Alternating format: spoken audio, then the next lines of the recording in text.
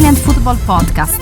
Hello everybody and welcome to the Italian Football Podcast, the official podcast of Football Italia. I'm Carlo Garganese, joined as always by Nima Tavali. On today's show, we will review the weekend Serie A action, the Milan derby, a Christian Pulisic winner and a Maignan masterclass gave Milan a massive win over Inter. Lots to talk about there. Roma are top of Serie A on their own now, as they thrash Cremonese with an inspired Mattia Sule again. Are Bologna a shock? Not only top four challenger, but maybe Scudetto challenger after their latest win. Napoli return to winning ways against Atalanta as Antonio Conte unleashes his new signings in a 3-4-3 formation. And Juventus, are they at risk? I think they are, of even qualifying for the top four this season as they draw yet again at Fiorentina in a game that was interrupted for anti-Romani insults directed at Dusan Vlahovic. And we'll also have our usual Baggio, Premface and Serie ASS of the week. If you want to support the Italian Football Podcast and receive all of our content that we do throughout the week without any ads, including our free Monday review show, our weekly Q&A episode where we answer all of the questions from our patrons, plus the Thursday midweek review show, plus interviews, post-match reaction, and much, much more, then go to patreon.com/TIFP, become a subscriber for just $3.99 a month. You can also watch our free episodes and shorter clips on YouTube, and you can become a subscriber or a patron rather on YouTube memberships. Go to our YouTube channel on youtube.com/@itafootpod. You can also sign up to be a paid subscriber on Spotify. So whichever platform you wish to consume us on, Spotify, Apple's, iTunes, YouTube, and we'd really appreciate if you give us a follow, subscribe to us, give us a like, give us a 5-star rating, whichever one is relevant, because doing that really helps us to grow. Also, if you've not already, do follow us on our social media platforms, Instagram, Facebook, Twitter, and TikTok. Okay, let's get into today's show. So we're recording this straight after the Milan derby, although this actually isn't coming out until Monday. So we're reacting to this pretty much 20 minutes after the end of the game. Milan have won the derby 1-0 against Inter. Let's discuss this first from the Milan point of view. Massive win for Milan, who really send out a Scudetto message with this game. Their record against the big teams this season, and we'll talk about Inter's record against the big teams when we speak about Inter, but Milan's record against the big teams is exceptional this season. They've beaten Napoli, beaten Inter, beaten Roma. They drew at Juve in a game they should have won, missed the penalty. And they've thrown away points against the relegation teams. Cremonese, they lost to first game of the season. They're unbeaten since then. They've drawn with Pisa and Parma. Otherwise, right now, they're 2 points off the top of the table. They would be clear at the top, Nima, wouldn't they? Because they're let's call it what it is now. They're definitely a Scudetto contender now, aren't they? Well, I think it's difficult to say anything else after 12, 13 match days or whatever it is. Milan have definitely positioned themselves that they want to be in this fight. They're not just for the top four, but they're in this for the fight for the full haul.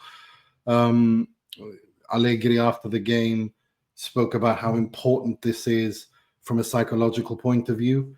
The way that they celebrated as well suggested that this is exactly what, they're not talking about winning the Scudetto, but they're not going to openly talk about it, but it's one of those things that they're all eyeing it, that it could happen if everything, this is a strange Serie A season so far. Everyone, no one's really taking it by the scruff of the neck. The top teams all drop points to one another, or not to one another, but they drop points at any given moment. So it's a 3-4, the 3-4 teams that are like a head and shoulders above everyone else, and there's not much separating them. I still think the Napoli are the favorites. I think Napoli reiterated that we were going to talk about them later, so I don't want to talk about them too much, but I think Napoli sent out a crystal clear message as to who is the clear favorites for this Scudetto, despite all the crisis talks and everything that's happened. But yeah, Milan are, as I said before the season, I think it's Napoli are the favorites. I think Milan will push them thereabouts. And Milan could win it, absolutely. There's no doubt about it. But if they did, it would be a huge overachievement. There's no doubt about that, because on paper, they are not the best team in the Serie A. I don't even think the most ardent Milan fan would argue that they are, on paper, the best team in the Serie A.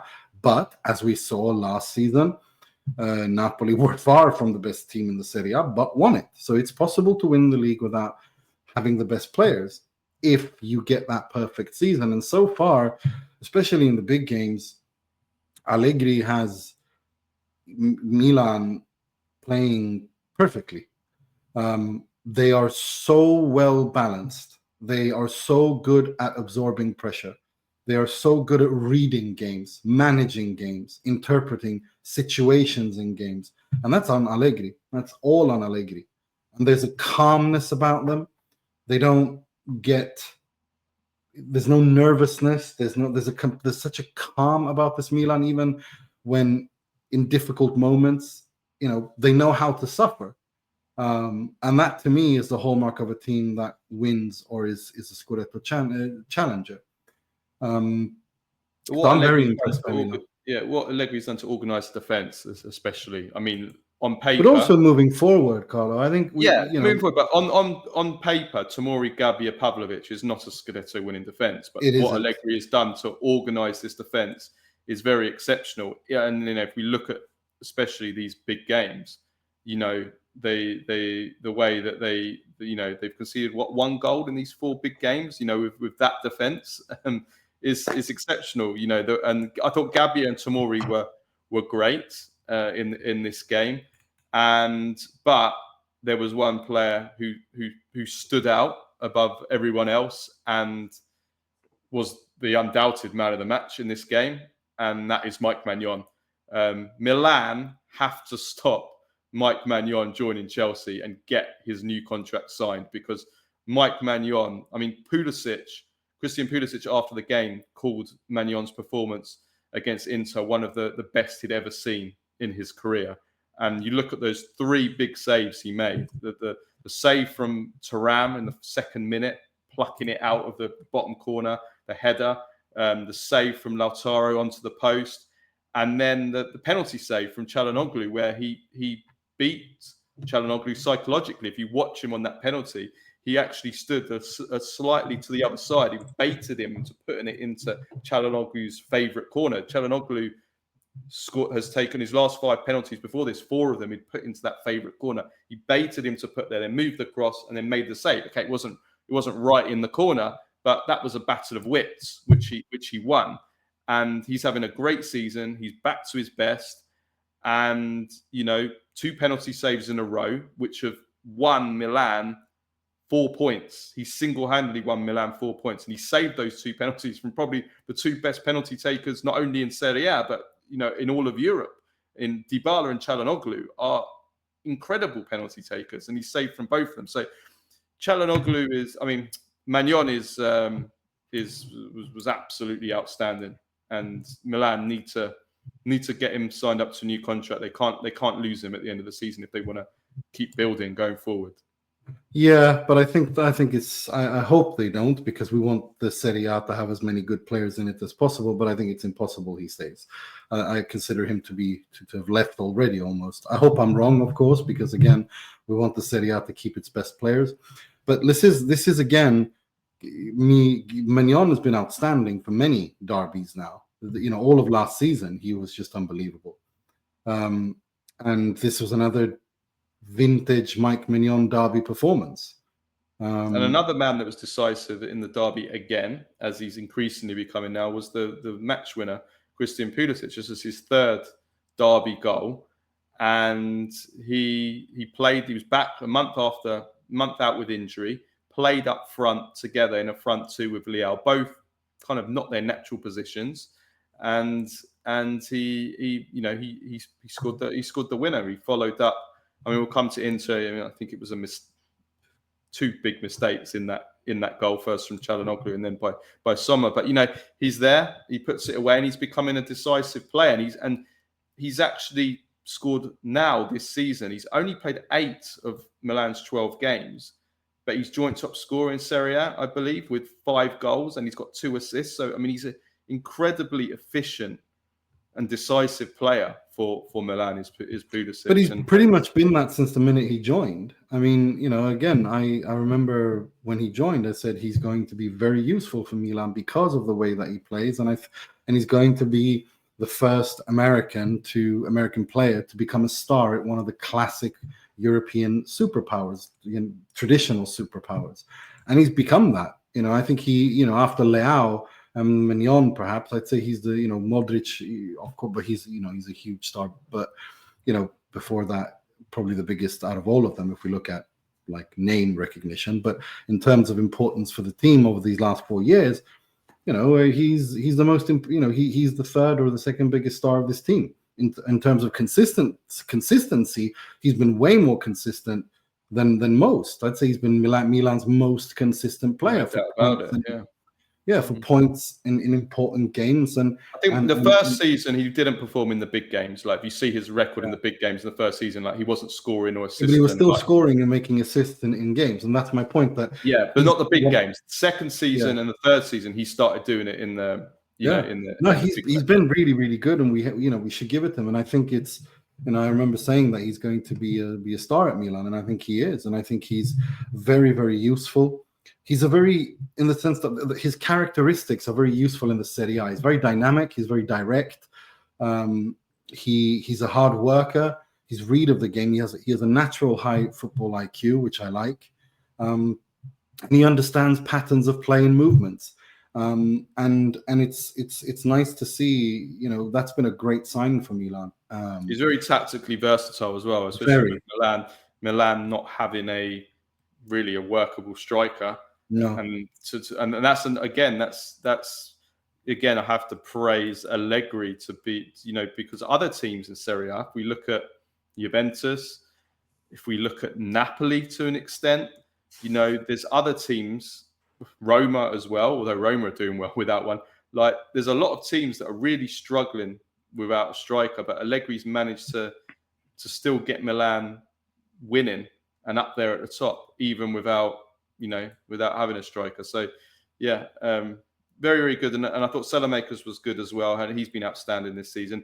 And I think that, like, just going back to your original point, I think the togetherness and spirit of this Milan team is why another reason why, along with the fact they're playing once a week, of course, why that this is a Milan team that can definitely, at the very least, challenge the Scudetto and potentially even win it, because you need a togetherness, and you need the dressing room all to be one, and they are. And the celebrations, that this isn't the first time we saw them after the Napoli game. Some Napoli players were kind of sniggering at it, saying they celebrated the win against Napoli like they'd won the title. Well, this is how they're celebrating every single win, and you do get that feeling that they are all in it, and that they believe, and I think that's really important. But if we move on to Inter, though, Nima, their amazing run comes to an end. They've had 11 wins and 1 defeat in their previous 12 games. But the big point I know that you want to talk about is that despite that run, Inter's record versus the big teams this season is letting them down, isn't it, Nima? No, it's pathetic. There's no other way to put it. You've played 3 big teams in the Serie A: Juventus, Napoli, Milan. 0 points, 4 goals scored, 8 conceded. This is a continuation of what we saw last season. Inter gave themselves a derby complex last season. They dominated pretty much every single derby last season, didn't fail to win a single one. Tonight, hit the woodwork twice. I wouldn't say dominated, because I think it was a much more tactically balanced game, but they had the preponderance of the match. They had the preponderance of the chances. And they couldn't. When they hit the woodwork, you knew they were not, like, it was just going to be one of those nights. And then they get that penalty, and I knew Çalhanoğlu was going to miss, and I just knew it. I just saw it, and you just saw it on his body language, the entire vibe around him, around Inter. There was no chance he was going to score that. And this is, again, it's like he's become this kind of embodiment of Inter in big games.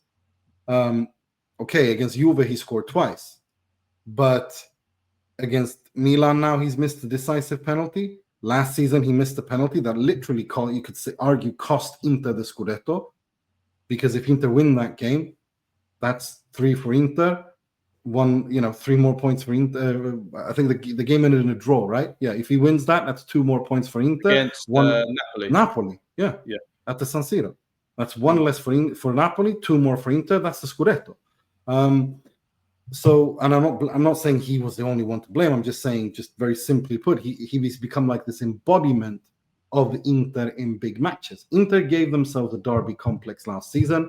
They've extended that complex and mental glitch now to all big games, because again, Juve, Napoli, and now Milan.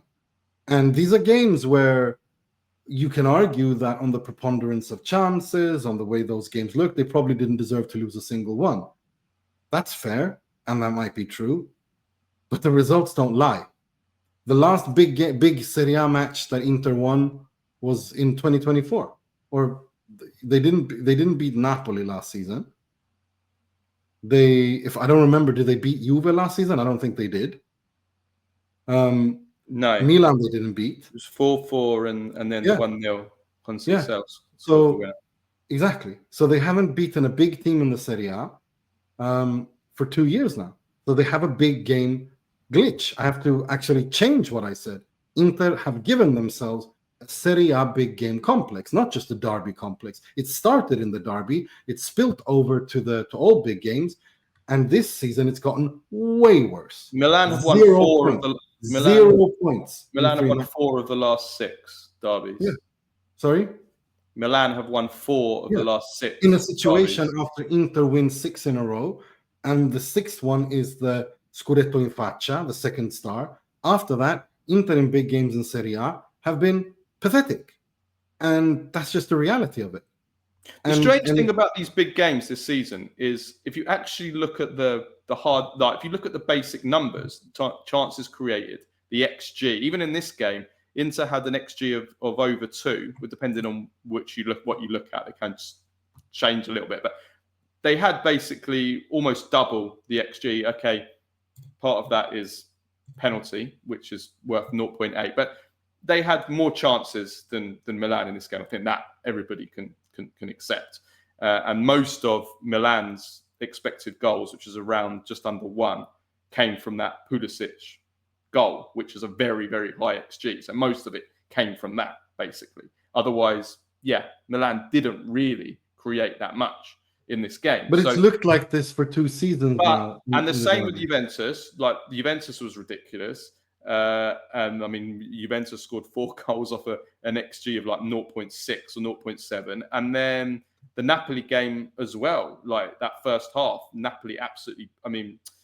Inter absolutely battered Napoli in that game. I think that where Inter are letting them down in the big games is they just seem to be, I think, a little bit soft at both ends, but especially defensively. They're letting in too many goals, I think.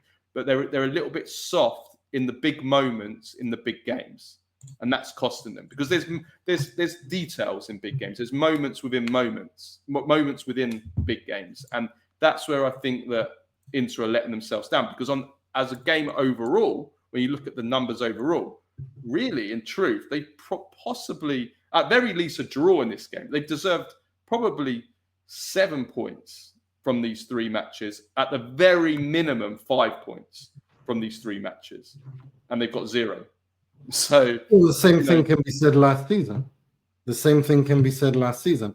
4-4 game against Juve, 3 points, 2 points thrown to hell. The loss against Juve was deserved. Well, they had lots of chances, but they still couldn't convert. The matches against Milan, penalties missed against Napoli. Okay, away to Napoli, they had nothing. They just had that free kick and then defended for 90 minutes. But this is a long time coming. there is a problem. Maybe it is a mental problem. Maybe it's a mental It is problem. a mental. I don't think it's just a mental problem. I think it's partly. I think it's a little bit all of the above. I think there's a couple of things. Number one, we have to talk about that. Once again, Marotta has created a Handanovic situation. Inter have a shit storm in goal. I'm just gonna stop you there. Don't bang the desk because I know we're gonna get comments from people saying you're fucking killing. They're gonna crash their cars listening. Jan Sommer already. This is again Marotta repeating the same mistake as he did with Handanovic. This is now again a situation when you didn't replace the goalkeeper when you needed to, and now it is a problem. Anyone who shoots from at Inter scores. Every single shot. Look at those 4 goals that Juve scored. It's absurd. Okay, the McTominay volley, fantastic. That's whatever. But Inter don't have a top-class goalkeeper anymore. Consistent top-class goalkeeper. He can still exactly like Handanovic. This is the Handanovic situation 2.0. He can do fantastic saves, but he's not as good as he once was. And Marotta's done it again. This is again the same mistake that he did last time. They should have spent on a goalkeeper. They didn't. That's number one. Number two, the defense. Akanji's been good. Acerbi's hit and miss. But the problem is that defense is past its best. Darmian is constantly injured. So you can't even count him. You have Acerbi or you have De Vrij, who we've tried to say maybe he's returned. Look, it's time to rejuvenate that defense. Akanji's been good. I think he's been a good injection into this, but that needs fixing. I thought Acerbi was brilliant in the first half today. Yeah, he was. I thought he was outstanding. He was great. But again, how long can Inter continue? Again, you have to be proactive. And Inter aren't. And finally, the mental aspect. There is a mental glitch in the Serie A in big games. Inter lack, some people want to call it hunger, some people want to call it killer instinct. I don't care what you call it. The numbers don't lie. It's 2 seasons now where Inter failed to get results against Juve and Milan and Napoli. That's not bad luck. That's not this. That's not that. No. The results are in.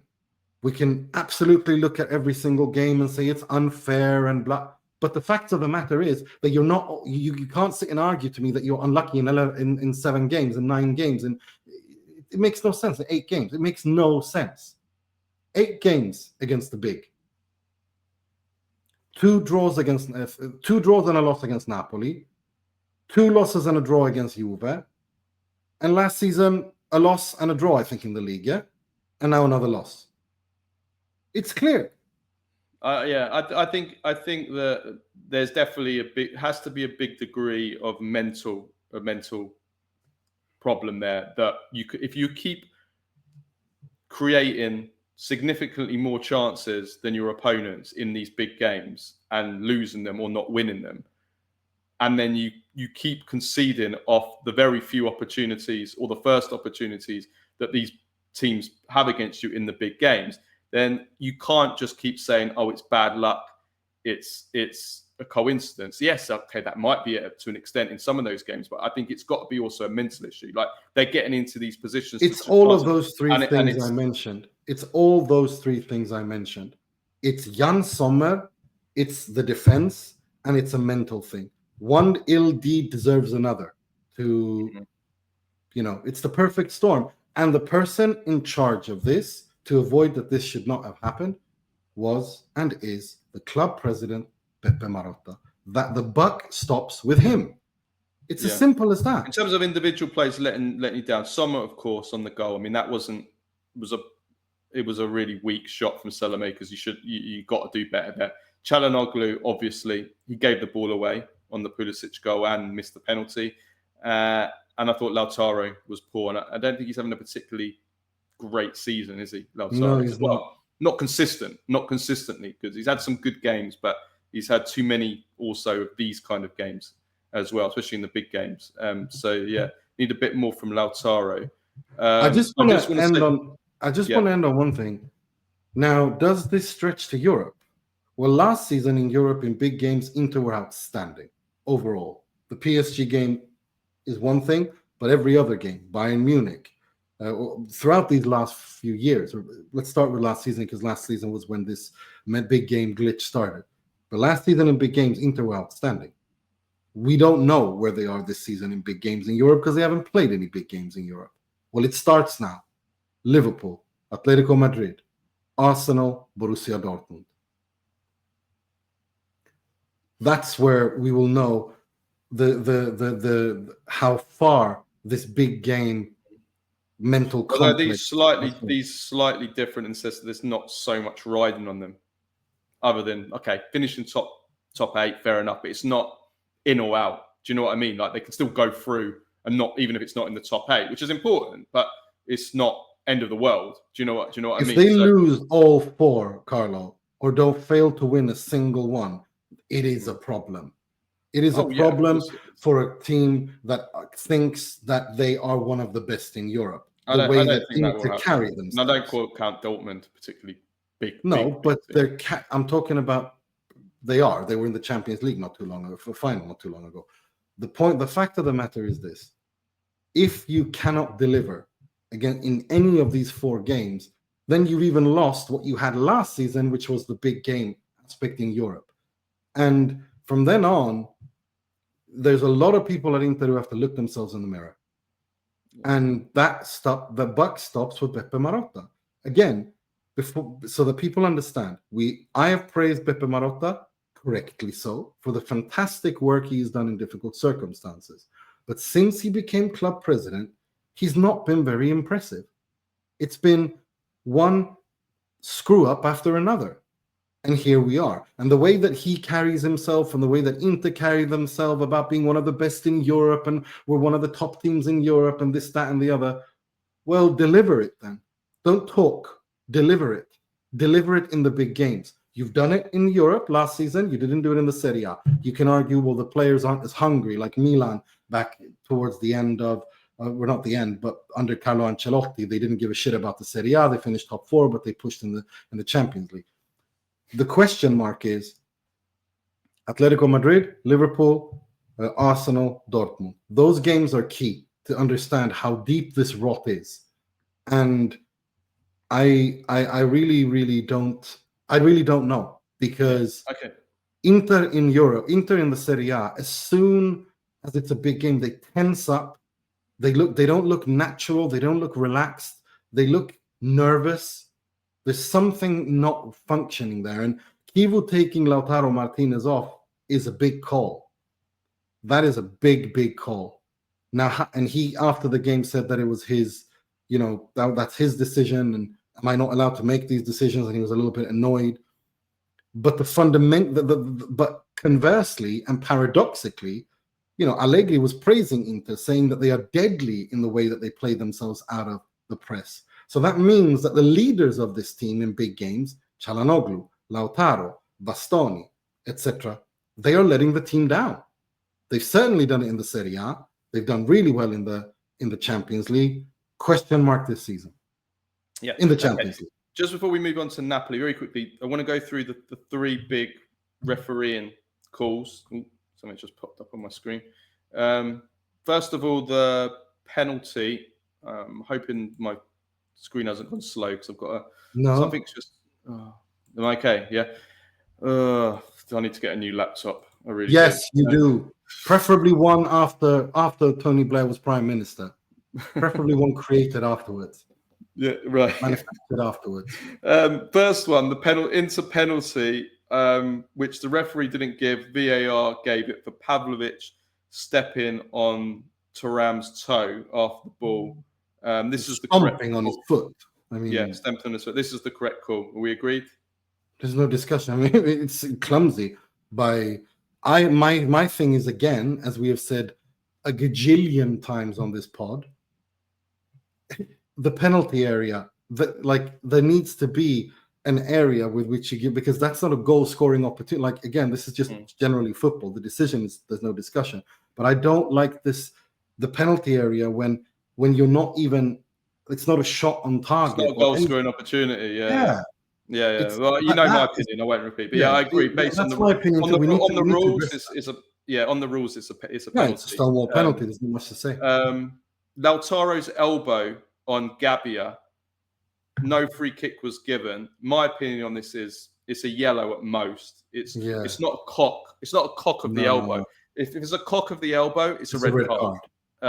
It's not. He's gone up for him. And as I say all the time, when you go up for a challenge, you naturally put your arms up. And you have to. Okay, he's caught him. He's a little bit clumsy, but it's not a red card. It's a yellow at most. I agree. Okay. Now, this is the one where I need to see a better video of this, but Acerbi pulls the hair of Rafa Leao. Now, I haven't seen a good video to see how, was it accidental or was it extended or was it deliberate? I haven't seen a good video there either, but regardless. All I would say is this: pulling the hair, such as dreadlocks, is now considered, it's in the rules, is considered the same as striking an opponent and is a red card. That's based on the Cucurella precedent. So if he had, I'm not saying he has, because again, I haven't seen, we're recording this straight after the game. I haven't seen it either. So, those that are listening, by the time you listen to this, watch this, we've seen a better view. If he has done it deliberately, and it wouldn't surprise me, the chair, you know what he's like, it should be a red card. But again, I can't say for sure at this stage. So yeah, I don't think there's much else to debate there. So let's move on to Napoli. Napoli returned to winning ways. We said that Milan sent out a message. You said it yourself there, that Napoli sent a message, and Conte enforced through so many injuries changes to a 3-4-3 formation. Some might call it more of a 3-4-2-1 because Neres and Lang on the wings were inverted at times, but they were also, Neres especially, were also quite wide at times. McTominay and Lobotka as centre midfielders, a two-man centre midfield. This system in the first half worked really, really well. The first goal from Neres was classic, what you call Conte verticale, calcio verticale, ball into the centre, flick round the corner.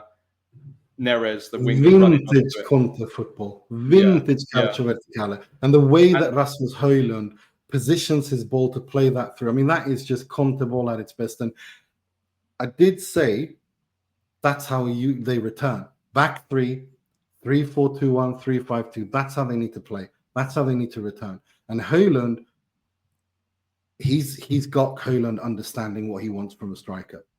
And I like what I've seen on that Højlund. Goal. Yes, but he also had some bad. It's a work in progress. It's a work in progress, yes. But the way that they took on this game, the way they played, this is how Antonio Conte teams, when they're like, when this is the blueprint, this is the basics, this is the bread and butter of how Conte's team attack and defend. And it was. I'll tell you what I liked about it, Nima, with this 3-4-3. Obviously, it's only one game. It's also against an Atalanta team who play basically an almost identical system, or rather, Atalanta play two central midfielders as well. They play 3-4-2-1. So they're not going to get outnumbered there in the centre of midfield. But what I liked about this is it stretched the pitch. It posed different questions. Napoli being very predictable, very sterile, very slow.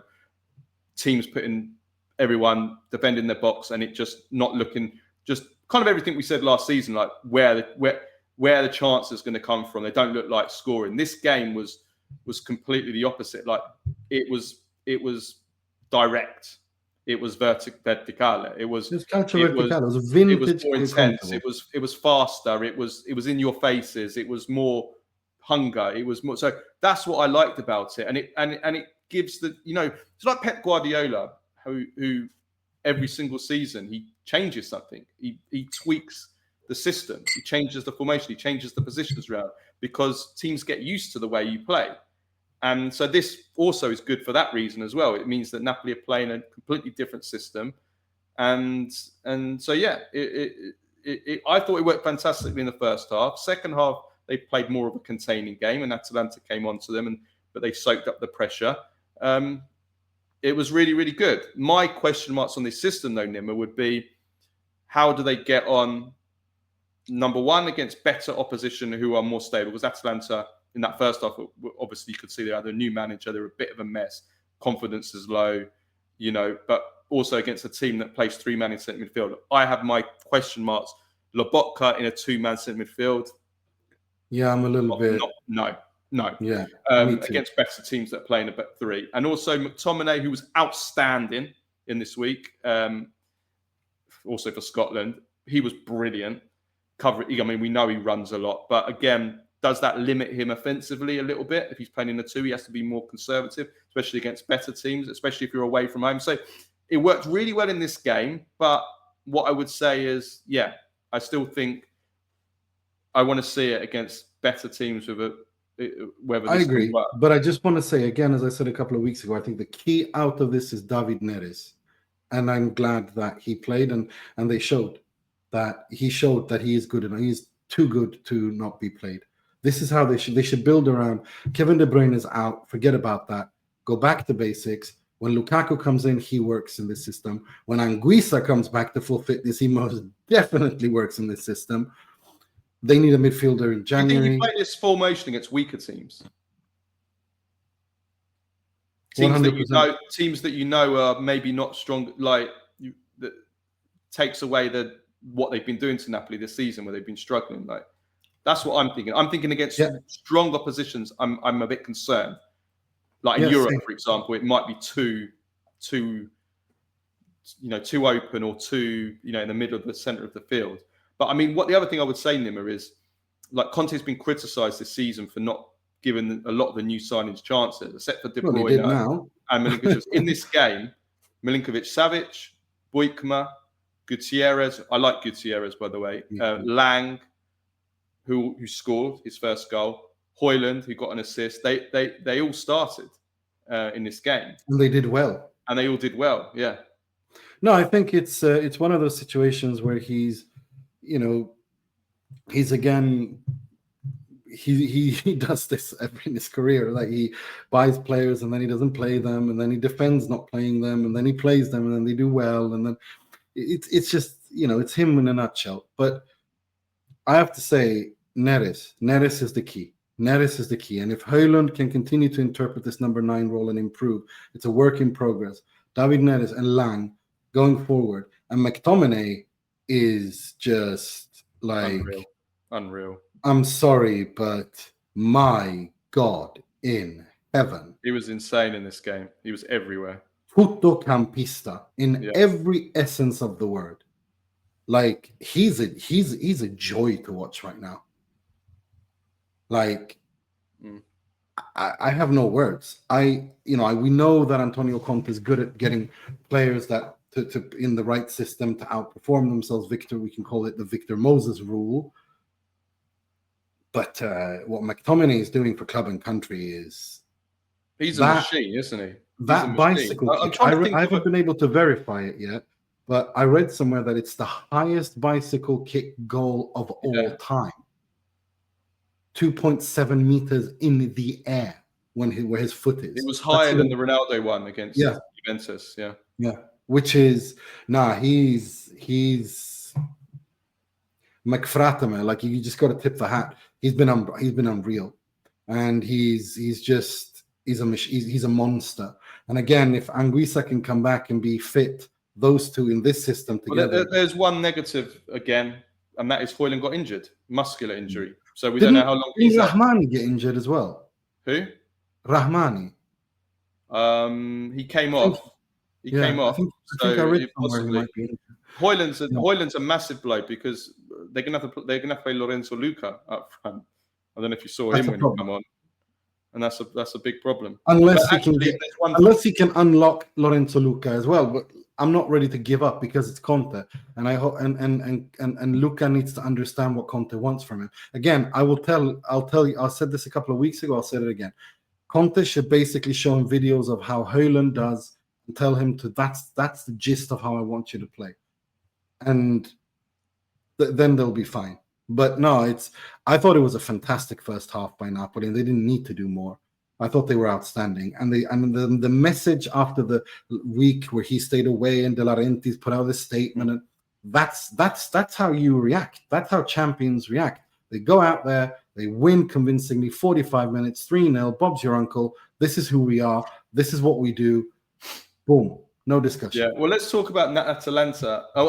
Actually, no. Just before Atalanta, I want to say that in his first season at Chelsea, he started with a back four, and it wasn't going well. And there was one bad defeat they got, and I'm just trying to think. Was it against Arsenal? Maybe I can't remember. They got one bad defeat. We did 3-4-2-1, and then they just destroyed the league. They just destroyed the league after that. So yeah, not just a back three. They played a 3-4-3, just like this. They did. And they mopped the floor Hazard and Pedro, or Willian, was it Willian? I can't remember. Yeah, the wingers, the wide men. And Victor Moses became the best wing back in Europe. Yeah, and who was it? The other guy, Alonso, on the other side. Yeah. Both of them had been flops for Chelsea until then. Right. Atalanta. So it was Raffaele Palladino's first game. Bad start for him. Really bad first half, of course. I don't want to read too much into it because look, it's Napoli away. I think I said I wasn't completely sold on his appointment, just as I wasn't in favour of Juric's appointment, but. Let's see what you can do. I thought that the positives are, like Palladino said, was I thought that they did a really good reaction in the second half, and they need to. That's what they need to build on. They need to just forget about the first half was a disaster from every aspect. Tactical, they got pulled out of position, high up the pitch. They were too high. Honest Ahanul had a bit of a nightmare. He got taken off at half. He was at fault for the first two goals. It was all over the place, tactically. But the second half, they were really good. They dominated possession. They pushed Napoli back. Scamacca come on, and I thought Scamacca was really good, actually. He was really very good. Yeah. Not just for the goal, but the way he played and interpreted that striker role was, wow. That was impressive. The goal was just, I mean, he has that magic about him. Like he has that about him. He can do these crazy things out of, like that you just acrobatic goals. Yeah. No, but there's moments of magic things that he can do, which is like, whoa, this is, those are the comparisons that they made in Italy about Ibrahimovic, these moments of magic from nothing. And, obviously there's no... I think he needs to be the number 9, like give him a run of game. Palladino needs to put his faith in Scamacca. Agreed. Obviously he hasn't done it for Italy, but he obviously needs to stay fit as well. But no more of this kind of false 9, Lookman or De Ketelaere. Is the false 9. I think Lookman potentially could leave in January. I mean, it looks like they have to get rid of him. This is stupid now. Yeah, he just doesn't seem to be. His heart doesn't seem to be in it. Like, well, it hasn't been, and now they're arguing. I mean, it's just like get on. Like, this is why they should have sold him in the summer, even if it's not the Inter. They should have sold him anyway. And I don't think. This is again on the back of everything else that's happened. It's like, well, are you happy with yourselves now? Okay, the precedent set, but the precedent set was that you were going to sell him in the summer, and instead you started to go all smart ass on him and say, no, we promised we'd sell you to a non-Serie A club. And it's like, this is a perfect example, Nima, of why you shouldn't keep players against their will, because it only, I mean, it very and this very is why rarely... I wasn't as critical of Lookman in the summer as many others were, because I get, he had a promise. You don't need to go like, if you promise someone that you're going to sell them, then sell them. Don't come out and say... According to him. No. Well, again, we still don't know. Atalanta came out and said, no, we did promise to sell him, but we promised to sell him not to a Serie A club. And that's like, well, then you're just being a smart ass.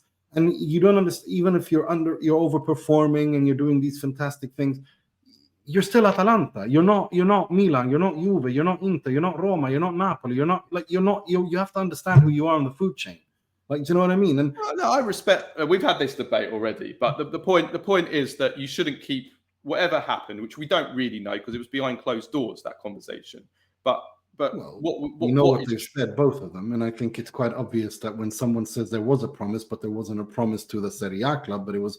I mean, that's what they said. Which might have been the case. In which case, I don't think so. I think I don't think it was like they wrote it on paper and went into like sub clauses of a contract. No, they had a conversation. Well, then what's he he said, "I complaining want about to it? promise to be sold." They said yes, and then he didn't maybe listen. I mean, but the point of the matter is that what was the point of keeping him? That's my point. That's exactly my point. And I can't think of many examples in football where a player has been absolutely desperate to leave. The club has kept him against their will, and that player has ended up really shining afterwards. It always counts against the club. I mean, that's one of the things Marotta always used to say at Juventus, and he was right. He says when a player wants to leave, you have to sell him because Yeah, he does that at Inter too. He said that at Inter too. If we don't want to sell unless the player has to come to us and say he wants to leave. Yeah. Okay. Well, let's move on to Juventus now. The same story with Juventus. They have Luciano Spalletti and Alfredo Pedula, our friend of the show, asked after this game against Fiorentina 1-1. He asked, has Spalletti actually taken over at Juventus yet? Because right now, it doesn't seem any different to what we saw under Igor Tudor. I don't understand. I understood why before the international break stuck with the back three, because he didn't have enough time, with the games fast, coming up fast every few days. The international break's come and gone, and he still stick with this back three, and it's like, well, what's the point?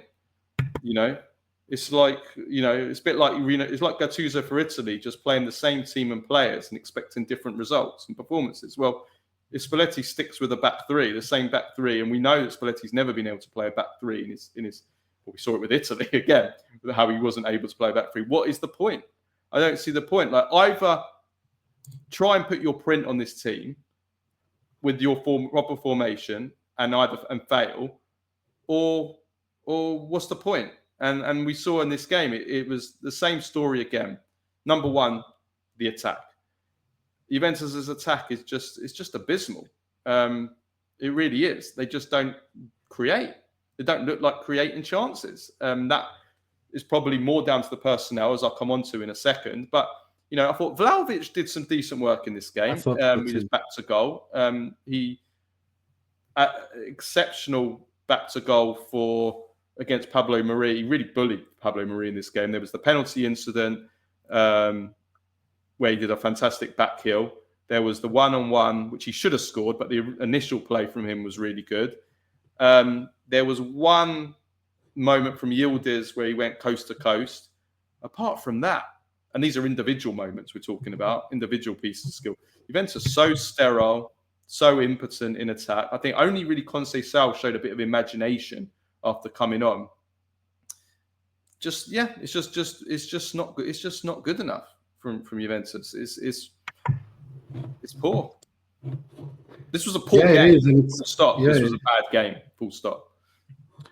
Yeah, it is. And at the same time, you're like, he's playing with a back three because I think he understands that that's probably the best way to get out of the wide players that he's got in Kostic and Cambiasso and Conceição and others. I think he wants a 3-4-3 or 3-4-2-1. But the issue for me, more than anything else, is Jonathan David and Openda. Like, what? Again, Juventus spend money cluelessly. I'm not saying that they can't come good.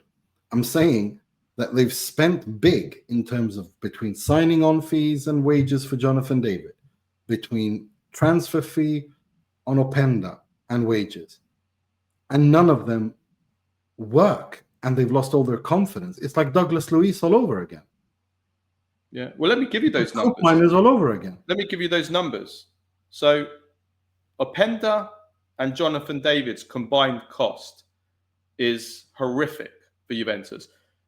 Openda, 45.5 million transfer fee, 7.5 million a year, 5-year contract. That's a 37.5 million total salary. Total cost of the Openda deal for Juventus, 82.5 million euros. Jonathan David, free transfer, but 9 million a year, on a 5-year contract plus bonuses, which could take it up to 11 million a year. So that's a minimum of 45 million euros gross over his contract. Could go as high as 55 million gross if he reaches those bonuses, which doesn't look like he will. Plus agent commissions of 12.5 million. So the total cost of Jonathan David's deal, a free transfer apparently, 57.5 million euros to 67.5 euros. So the total cost combined of Openda and Jonathan David for Juventus is 139.5 million to 149.5 million. So it could be virtually 150 million euros that they've now spent. Throwing Openda Cup miners, Douglas Luiz, Vlahovic. This is money Juventus can't afford. Look at the numbers, Nima. Openda, 0 goals all season. Jonathan David, 0 goals since the first day of the season against Parma. On Saturday against Fiorentina, they were both brought on with 1 minute to go. It's embarrassing. Yeah, it is embarrassing. It's embarrassing, and when we criticize, we have to be honest here. And this is poorly spent. And if you again, that's been kind, Nima. Well, if you add 10 Cup miners, if you add Douglas Luiz, the hell, man! It's the same mistake again. They were stingy, didn't get Calafiori, and instead they brought in players that aren't good enough. Lloyd Kelly. They're stingy on Randall Colomwani, brought in Openda. I mean, it's like you have to. They sell Sule, who, as we'll come on to, is carrying Roma for 25 million euros. Then they spend all this money on these two guys. I mean, it's this club. This is a problem by Juventus. This is a Juventus. These were Damian Comoli's signings as well, by the way. Yeah. And before that, it was Giuntoli. And it's Juventus can't afford to throw away money like this. Just like Inter can't afford to throw away money. Italian clubs can't afford to throw away money like this. It's as simple as that. And Dusan Vlahovic has hardly been a success either. He's on the last year of his contract. So if you take that into consideration as well, it's like, what are we talking? 250, 300 million on 3 players alone. 4 players if you throw in Douglas Luiz. Which is why I think it's more than a manager problem right now. No, it's not a manager problem. I think that this, as I've said so many times, this club, this team and squad has been constructed so badly. Yeah, so bad. No, there's no doubt about it. The pieces of the jigsaw just do not fit together. They don't. You can't make a jigsaw out of these pieces.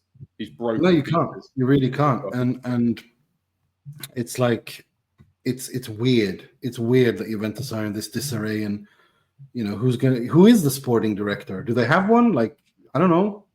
They're about to. I don't even know if did they end up getting the guy from Genoa, Ottolini? I don't even know because that club is such a mess that I've given up.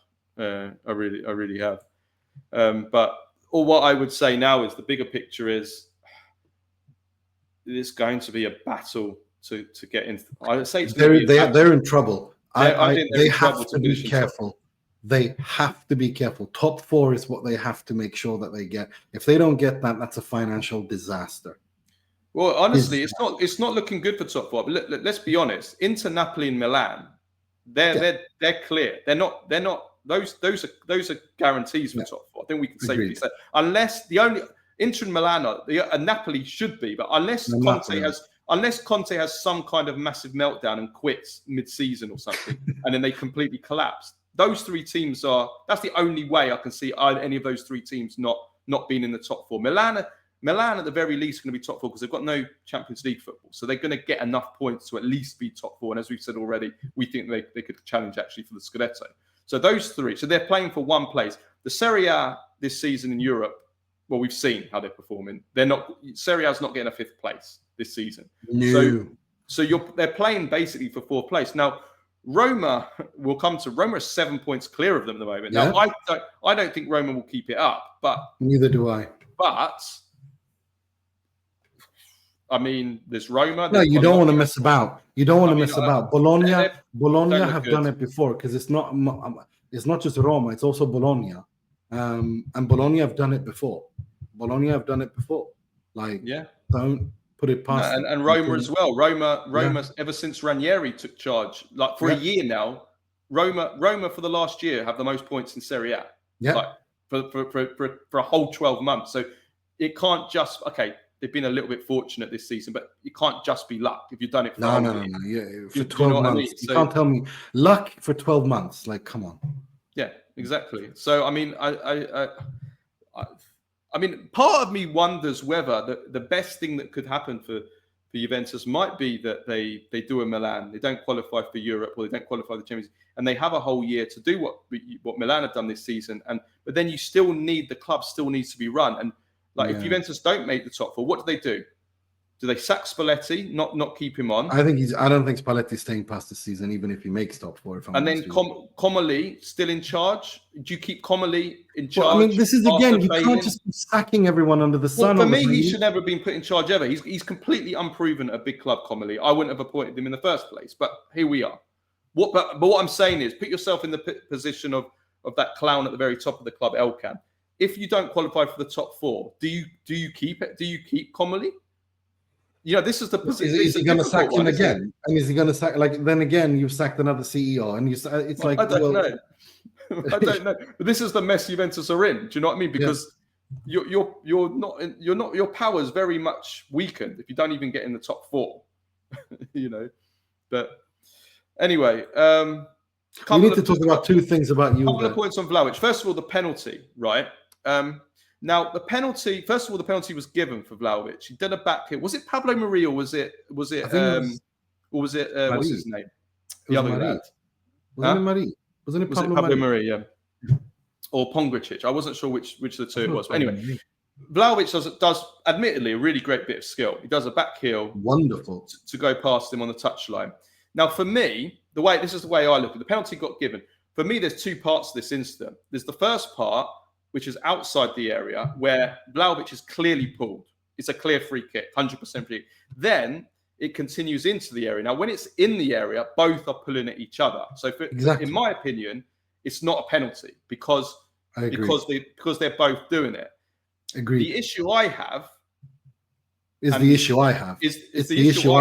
exactly what Lucarelli says, which is the VAR protocol should not overturn it. I'll just read out his quotes. He says, given a free kick to Fiorentina looks like an overreach of the protocol. I don't think Pablo Mari committed a foul, but claiming Vlahovic did is also pushing it. Vlahovic holds Pablo Mari, yes, but the Fiorentina defender does exactly the same thing to him. In situations like this, you have to stick with the on-field decision. VAR clearly had doubts and handed the responsibility back to the referee. No, I agree. I think it was a misuse of the VAR protocol. I think that's the biggest mistake here.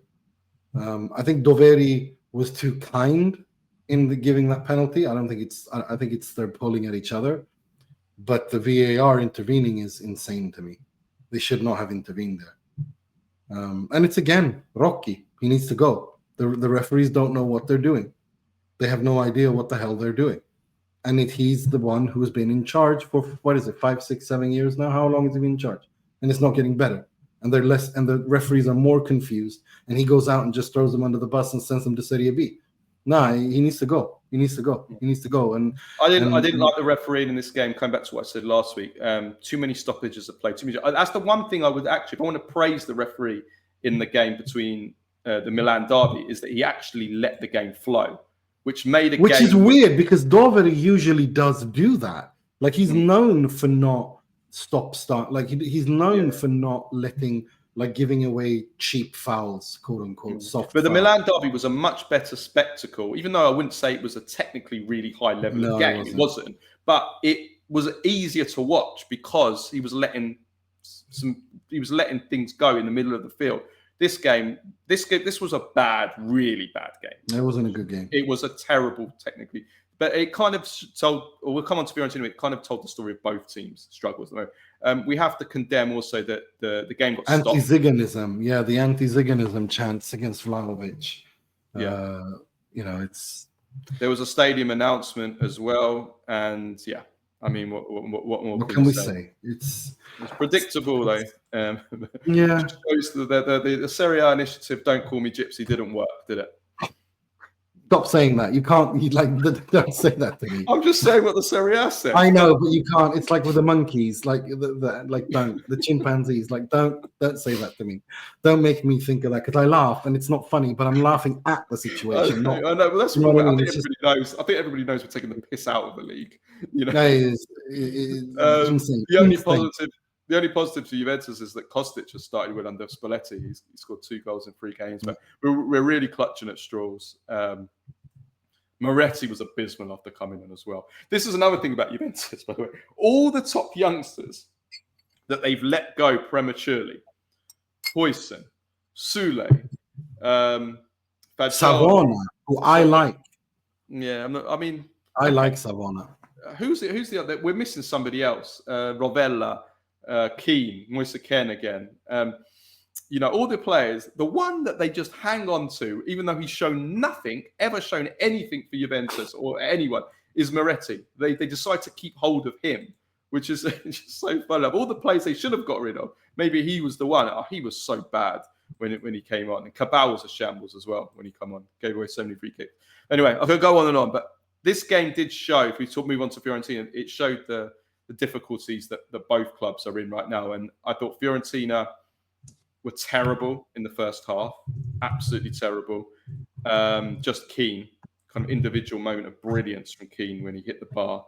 Second half, they were better. They pushed Juventus back, and I think a draw was a fair result in the end. But there were only really one moment of quality, really, other than Mandragora. Mandragora, one of my favorite Serie A midfielders. That's one of my, from when he was at Udinese to when he was at Torino.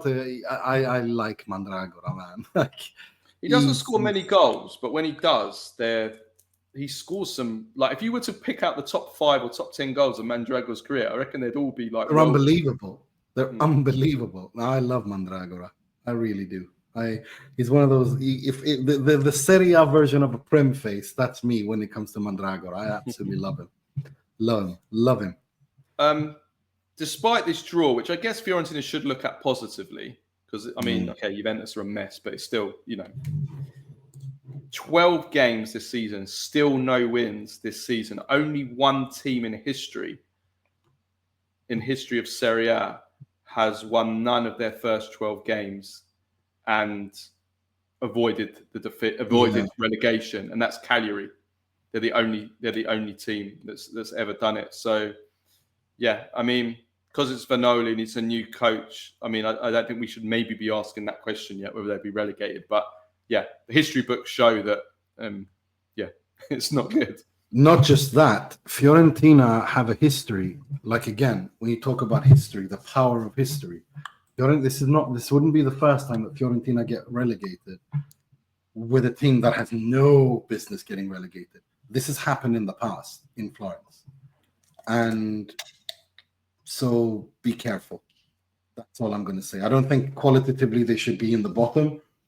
So they need as long as Kean is fit, I think they'll be okay. But if there's a bit of a Sassuolo situation when Berardi got injured for I think of Fiorentina in the 90s when they got relegated with that fantastic team when they were top of the Serie A, and then they lost against Juve. I think the difference then though was that Serie A, the whole division was amazing. Of course it was. But this Serie A in 93, 94, or 92, 93, or no, when was it? 92, 93, the greatest Serie A, the greatest second tier in all of football history. Yeah, just that one. Yeah. All right. Let's talk about Roma, the league leaders. We're going to be criticised for talking about them an hour into the show when they're top of Serie A. I want to combine these two segments. I want to combine Roma and Bologna together because Roma go top of the league on their own now after beating Cremonese 3-1. Dominant performance, deservedly win. And Bologna are now, how many points are they off the top of the table, Nima? Can you just confirm that for me? Because they continued their outstanding. 20, they're 1 point off top. They're 3 points off top spot, 24 points.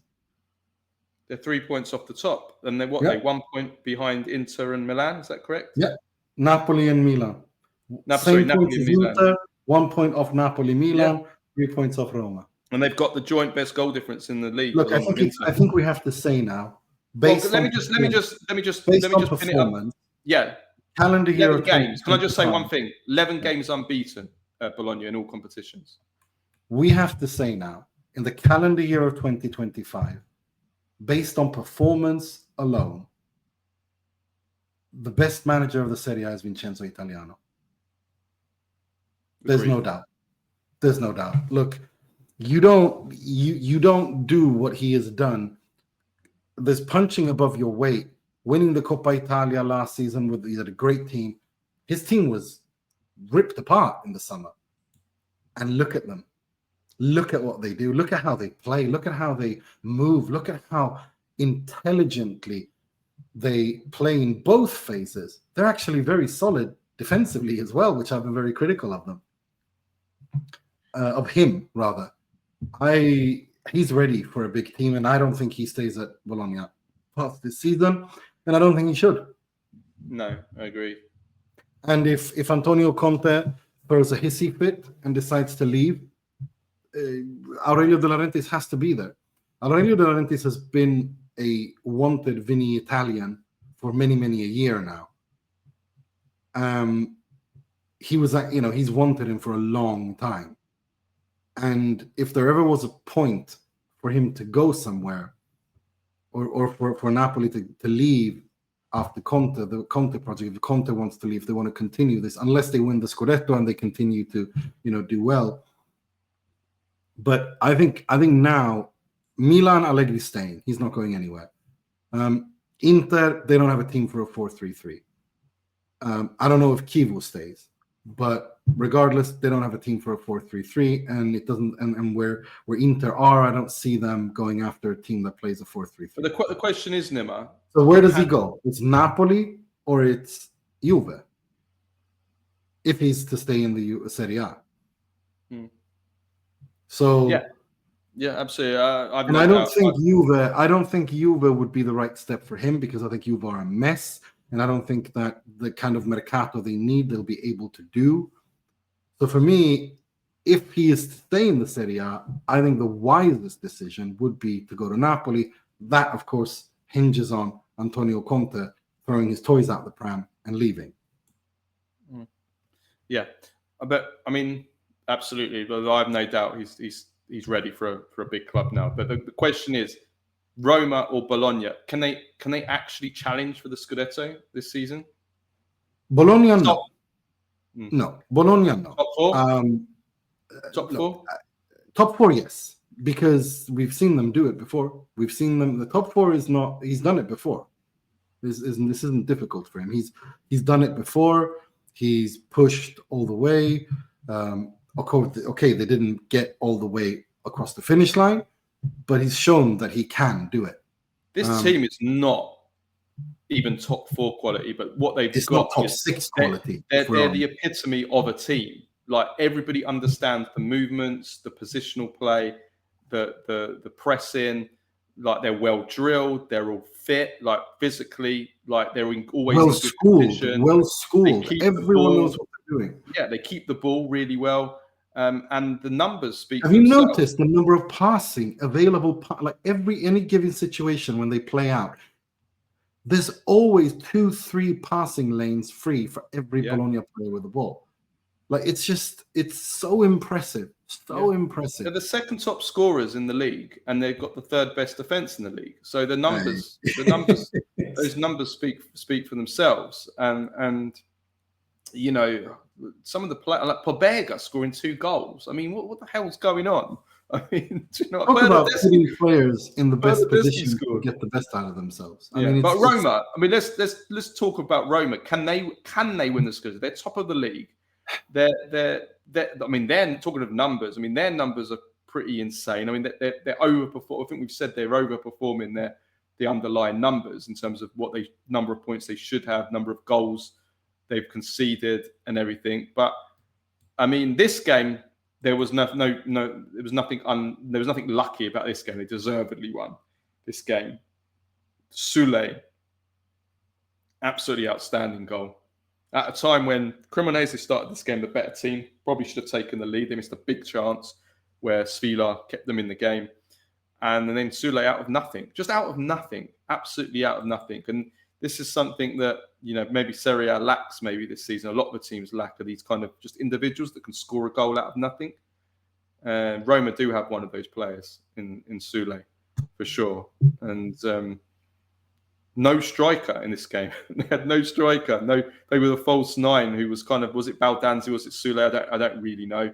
But Ferguson did come on in the second half and he scored first goal for the club, and Wesley scored a lovely third. But yeah, I don't know. What do you think? I think top four is what they should be focused on.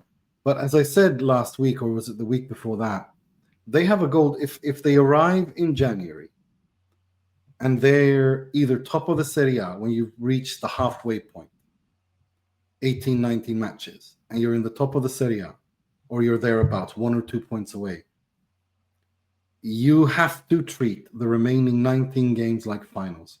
Punt the Europa League.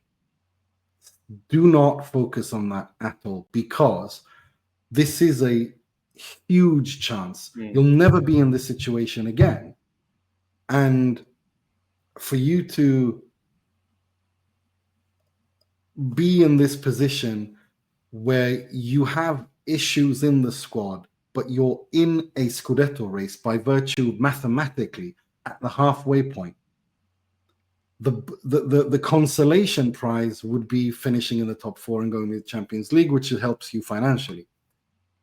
Roma have to focus entirely on that title race if they're thereabouts on match day 19, 18, 19, 20 and onwards. For me, that's how I see it. Question is, will they be there? Well, here's where it gets interesting. Roma have, I'm not even counting the Europa League. They have Napoli at home. They have Cagliari away. Como, Juve, Genoa, Atalanta. That's the stretch of games where I think we'll see what this Roma's, their mettle in terms of their Scudetto credentials. But if they, after this run of games, and they're still thereabouts, you gotta hand it to them. You gotta hand it to them. Then they are in the Scudetto race. Yeah, and then we see what they can do in January. They have to buy 9 in January for sure. Okay, right. Rest of the fixtures: Cagliari 3, Genoa 3, which was a mad game, including a goal that was conceded by Caprile, who we have praised, saying he was maybe the best goalkeeper in the league. What the hell? That was Sunday League. It was. You know what? This reminded me of a goal that my team conceded in under 11 Sunday League, right? Where honestly, the goal that was scored was the goalkeeper of the opposition did a massive long goal kick, and the wind just carried it, and it bounced and went over our goalkeeper and went into the net. I've never seen. I think our goalkeeper conceded this in University Digs, but we were all hungover because it was played on a Sunday morning. So, I can't remember ever seeing a goal where a goalkeeper lets the ball bounce over him like that. It was bad. I can't remember it. It was bad. It was very bad.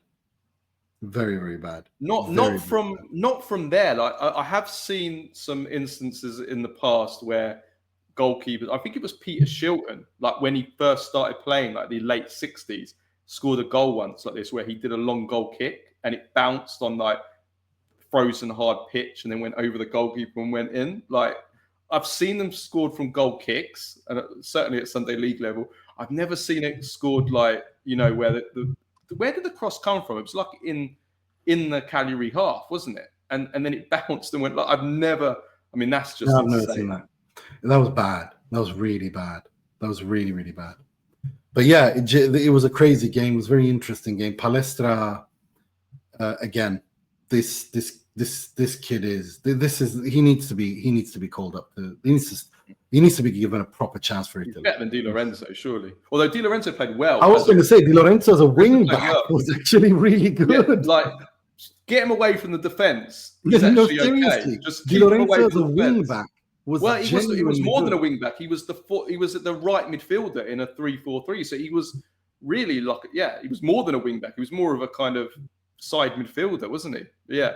But I agree with you. I think Palestra's been doing really well now for a while, hasn't he? And that Borelli also is an absolute monster in the air. And he scored 2 headers in this game. Verona 1, Parma 2. Talking of monsters, beast, Pellegrino. What a monster this guy is. He's going to join a bigger club. I've been on the Pellegrino train since the end of last season when he I think he scored against Juventus and caused was it Napoli trouble or was it Inter? I can't remember, but yeah, Pellegrino scored 2 goals. So Verona are struggling. They're struggling, and Lazio beat Lecce 2-0. Yeah, Lazio have some calm finally. And some peace of mind and can work a bit. Yeah. Parma, Verona are in trouble. But I mean, I thought they were gonna. I can't remember, but I think I did say that I think I expect them to be in the relegation battle together with Lecce. And I think I say Cremonese, but I think Cremonese might be fine. But yeah, I worry about Lecce. I worry about Hellas. Worry about Pisa. I think I said Pisa as well. I can't remember, but yeah, I have them thereabouts. But yeah, they're this is a relegation dogfight. I think Cagliari will be fine. I think they're just too. They have too much. They score too much. Yeah, they just score too much. And they have Americans that will save them as their new owners now as well. yeah. Latest Americans to take over a club in Serie A. Yeah. Torino, Como, and Sassuolo Pisa on Monday. European games this week. We're going to preview that on the Q&A. So look out for that. If you're not a patron already, patreon.com/TIFP, $3.99 a month, and you'll get all of our content that we do throughout the week, which includes our weekly Q&A. That's where we're going to preview the European matches, the Champions League games this midweek. Let's finish off with Baggio, Premface, and Serie ASS of the week. Okay, right. So, I think there's a clear standout winner for Baggio of the week this week, and that's Scott McTominay for that bicycle kick that he scored for Scotland against Denmark, which helped take Scotland to their first World Cup in 28 years. That bicycle kick is genuinely one of the greatest bicycle kicks of all time. It's unbelievable. It's just wonderful. And Rolando Mandragora's goal, my God. And Mike Maignan tonight, but yeah, McFrateme has to be. Yeah, check out our social media page. We actually did. Alex, who does our social media, who's really great. He did put together a video that Milanista as well. He's happy as a pig in shit right now tonight. the 10 greatest bicycle kicks of all time, which I chose, by the way. My favorite ever, though, is one by Hugo Sanchez for Real Madrid against Logrones in 1990. Nah, for me, Van Basten. Which one? There was 2 Van Basten ones. The first one, that is. In Holland, to be honest, Zlatan Ibrahimovic against England, but I mean, you have to take into consideration it was a friendly. But if we're just talking about the actual, and it kind of wasn't a bicycle kick; it was kind of. Well, it was a bicycle. Well, it was sort of slightly different. Taekwondo bicycle kick. Yeah. But Van Basten's is it for Ajax? The difficulty level, Zlatan's is the best ever. The difficulty level, because it's from fucking miles out, and it's coming over his head, and it's just ridiculous. But for pure aesthetic quality, I think, Hugo Sanchez for me. Now, for me, aesthetic quality, Van Basten for Ajax, I think it is. I mean, Jesus. Also, shout out to, by the time everybody listens to this game might have been, some of you that are listening to this game might have already been played. So hopefully Italy will, by the time you listen to this, will be in the final. But shout out to Italy under-17s for reaching the semi-finals of the under-17 World Cup. They play Austria in the semi-final on Monday. And so once again, at underage level, our teams doing well. And then they just never develop from there. I wonder why that happens. Right. Premface. I can't believe this actually happened. Like, Yeah. I saw this. I had to read it about 5 times to.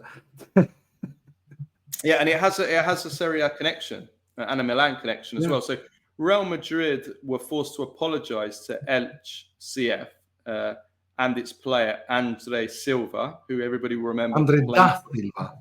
Da Silva, yeah, but, he was kind of known as Andre Silva when he was at Milan, and he had a very bad spell at Milan. Well, anyway, Madrid had to apologise to his club and to the player after they basically included his image in an obituary that they did in an institutional video for the death of Diogo Jota, former Liverpool player, and his brother Andre Silva. And they did a kind of an obituary, kind of in memoriam, kind of remembering them. Can you imagine how fucking creepy that must feel to have an obituary about you being published? Like, it's just so creepy. Do you know what I mean? Yeah, like, I know. Guys, like, I get there was a mistake. They didn't do it on purpose. They apologized. But can you imagine an obituary about you? Yeah, like, that is so creepy. I know. It reminds me of I'm not going to name it. It reminds me of a story in Bedford about a few years ago. Somebody announced, like, this well-known person in Bedford. Someone announced on Facebook that the person had died, and it got like comments everywhere, like, oh, you know, and then actually the person hadn't died. Like, that everybody was seeing the person like days after, which is but I don't know how you get things wrong like that, honestly. Mad. Right. Serie A of the week. So do you want to take this one? is, it's sent in from Sergio Sicoli, our patron. He said, this is a potential Serie A candidate, although it's not football, soccer related. So basically, Gary Bettman, this was actually a Swedish site, hockeysverige.se, who met with Gary Bettman, who spoke with him about the Olympics in Milan in 2026. And Winter Olympics. The Winter Olympics in Milan soon, in a couple of months. And they're worried that the ice hockey is going to be played. They're building a brand new building with space for 14,000 spectators, and they've described it as state of the art. Its acoustics, sightlines, and modern amenities create a unique atmosphere where the passion for sport meets the excitement of a world-class event. However, the problem is that with less than 3 months until the tournament, the stadium and the arena is not yet finished. And hockeysverige.se met with NHL Commissioner Gary Bettman, and he's concerned. Like, he says, in most instances, there seem to be some issues, including with the ice, Bettman said. And while the International Olympic Committee and the International Ice Hockey Federation are responsible and said that we have nothing to be concerned about, we will send our own people to take a look ourselves, because the well-being of our players playing in this tournament is the most important thing. The delay in the construction is something that bothers Bettman, as it makes it more difficult to ensure the arena meets the required standard. In most instances, the facilities are created and completed a year or almost a year in advance so that you can test them. This is coming down to the wire, which wouldn't be our preference if we were in charge. Ice conditions are vitally important. We got to make sure the ice conditions are up to our standards. Hopefully it will be okay. It's beyond our control, and we're being assured that everything will be fine, and I hope that it's just the case. So even when it comes to ice hockey and the Olympics, when it comes to building stadiums, the Italians deliver. That's all I'm going to say. Good luck with the San Siro. That's what I say. Oh, dear in heaven. Well, that leads me on very nicely, actually, to another Serie A of this week, because apparently it was supposed to snow in Milan and in Italy this weekend. Only it didn't. And, so Serie A ordered for an orange ball to be used on all games. And when it then didn't snow, what did they do? We're just to play with the orange ball anyway. You know? So you had every Serie A, I think every Serie A game, at least the ones that I watched. Yeah, everyone I saw. Ball, and it really made for bad viewing, because especially at night. You play at night with an orange ball when you've got the lights, the floodlights shining, the bright lights shining against the ball. It makes it. It's not nice. It's not nice to watch. It doesn't help. With the marketing, but Serie A marketing, life jackets. It's. I mean, what are they doing, man? I mean, these people are just stupid. They really are stupid. There's no snow. Okay, big deal. Just use a whiteboard instead. But we only send the orange ball. We only send the orange ball. We ordered the red. We ordered the orange one, so you might as well use them. Yeah, we already pay for the orange ball, so we have to use the orange ball. Fucking idiots.